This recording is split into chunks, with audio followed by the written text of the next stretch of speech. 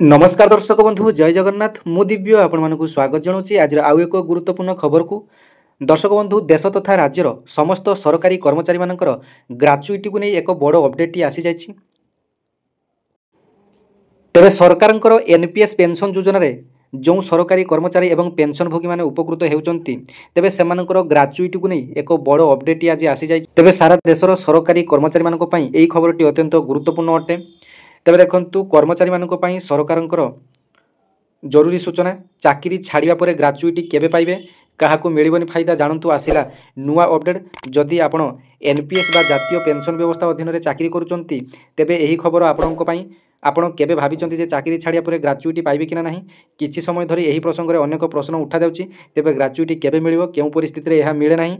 आसंतु संपूर्ण डिटेल्स जानिबा कौन चाकरी छाड़िया पर पूर्व सर्विस को शेष बोली विवेचना करा जाए। सरकार वर्तमान यही समस्त प्रश्नर स्पष्ट उत्तर प्रदान करिसंती। यह लक्ष लक्ष एनपीएस कर्मचारी मानकु गुरुत्वपूर्ण आश्वस्ति प्रदान करिवो जो माने कि एही विषय रे पूर्वरु नै द्वंद्व रे थिले। तेबे सरकार ग्राच्युटी एवं डेथ ग्राच्युटी संपर्क में यह कहते जे केंद्र सरकार संप्रति एक ऑफिस मेमोरेंडम बा स्मारकपत्र जारी कर सफा सफा कहते जे एनपीएस कर्मचारी माने केउ शर्तावली रे ग्राच्युटी एवं डेथ ग्राच्युटी पाइबे एवं केबे से माने यह पाई योग्य हेबे ताहा मध्य स्पष्ट करिसंती। तेबे एनपीएस कर्मचारी माने केबे पाइबे ग्राच्युटी सरकार अनुसार अति कम रे 5 वर्ष सेवा समाप्त करिया परे जणे एनपीएस सब्सक्राइबर केवल सेतेबेले ग्राच्युटी पाइबे जदि से निम्नलिखित परिस्थिति अवसर नहीं थांती। सुपर आनुएशन अर्थात निर्धारित बयस रे अवसर, असुस्थता किंबा अक्षमता जुग अवसर, सरकार द्वारा समय पूर्व अवसर हेबा, स्पेशल वॉलंटरी रिटायरमेंट स्कीम अधीन रे चाकरी छाड़िबा। जदि जणे कर्मचारी एक सरकारी कंपनी किंबा संपूर्ण भाव में सरकार नियंत्रित संस्था अनुसार अर्जर करा जाए तेबे सेमाने अवसर प्राप्त बोली विवेचना करा जिवो एवं सेमाने ग्राच्युटी पाइबे। एही क्षेत्र में कर्मचारी मानकु तांकर सेवा एवं शेष दरमा आधार में ग्राच्युटी प्रदान करा जिवो। चाकरी छाड़िया पर कहीं सेवा समाप्त बोली विवेचना करा जाए ना सरकार यह मध्य स्पष्ट करिसंती जे सीधा सड़क इस्तफा देवा पर सेवा समाप्त बोली विवेचना करा जाए अर्थात इस्तफा देवा पर समस्त पूर्व सेवा समाप्त हो जाए थाए। एपरी क्षेत्र में ग्राच्युटी प्रदान करा जिवो नाही तथापि एही नियम रे किछि व्यतिक्रम रहिछि। तेबे केउ इस्तफा पई ग्राच्युटी कटा जिवो नाही ताकू मध्य जानि नियंतु। सरकार कहिसंती जे एही परिस्थिति रे इस्तफा को समाप्त बोली विवेचना करा जिवो नाही जदि जणे कर्मचारी अन्य एक सरकारी चाकरी ग्रहण करिया पई विभागर अनुमति नै इस्तफा दियंती ताहा अस्थायी किंबा स्थायी हेउ।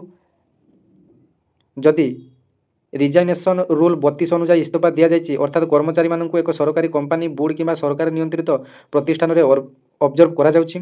एही परिस्थिति रे कर्मचारी मानकर पूर्व सेवा बजाय रहे एवं सेमाने ग्राच्युटी लाभ पाई थांती। तेबे केउ परिस्थिति रे जणे एनपीएस कर्मचारी आदौ ग्राच्युटी पाइबो नाही।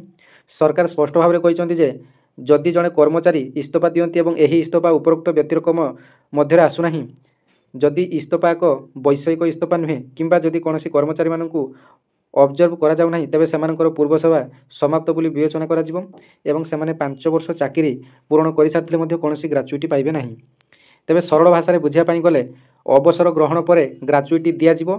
असुस्थता छटई किंबा सरकारी कंपनी रे नियुक्ति क्षेत्र में मध्य ग्राच्युटी दिया जिवो। जदि सेमाने सीधा सड़क इस्तफा दियंती तेबे ग्राच्युटी दिया जिवो नाही। सेमाने ऑब्जर्व बा नियुक्ति न पाई चाकरी परिवर्तन कले मध्य ग्राच्युटी दिया जिवो नाही। सरकार पक्षर यही नूतन स्पष्टीकरण सेमानक पई अत्यंत गुरुत्वपूर्ण जो माने कि मध्यवर्तीकालीन चाकरी परिवर्तन करने को चिंता करिसंती एवं जो माने कि अन्य एक सरकारी कंपनी को स्थानांतर होगा को चिंता करुचनी।